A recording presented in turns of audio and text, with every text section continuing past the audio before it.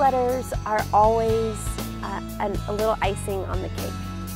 And any icing that you can get over your competitive friends that are also applying for the job, go for it. Do everything you can to make yourself stand out. I would even say go as far as writing it on paper. Handwritten letters go a long way. Emails are always wonderful. We compile all the communication that we have with potential candidates before we hire them. So it's always nice to see if somebody's reaching out and staying positive and following up on any kind of communication that we've had. Yeah, so as far as following up after the career fair for a student, there's a ton of different ways. Obviously, lots of students ask for business cards and so they can send thank you notes, so we for sure take that. We love that. We love when the student kind of follows up with us. I'd say a lot of times it's just really staying in contact with the career services or the career center as far as them being a true resource. They'll know the dates of when we'll be back on campus. They'll know when the resumes are dropping, when the application is due.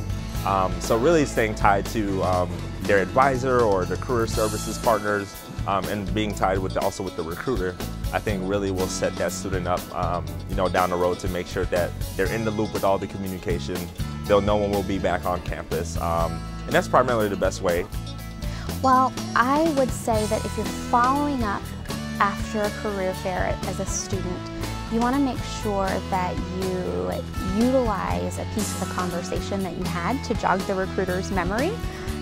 Your recruiter will probably meet a couple hundred people and talk to them throughout the day, so making sure you remind them of the conversation that you had, letting them know that you really are interested and when that you'll be attending their next event or that you'll be applying and that you look forward to hearing from them. So I think it's important to understand what person you're talking to when you are talking to an interviewer. Are you talking to someone whose job it is to recruit? You follow up differently with different people. Someone who is in HR and it's their job to recruit, send them an email, keep in touch with them. Hey, I haven't heard back in a couple of weeks. When can I expect to hear back from you? There's a fine line between being too aggressive and being confident and going forward and asking for what you want. So you want to be able to keep that person knowing that you're still interested and that you want to make sure that they understand you're following up with them. If it's someone who's a line manager, a lot of times they go back to their regular job and they don't have the access to the HR tools that the HR folks do.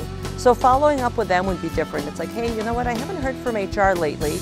Is there someone you can connect me with? Can you help me out and give me the name of the right person to contact? Because the person you really want to follow up with is the person in HR.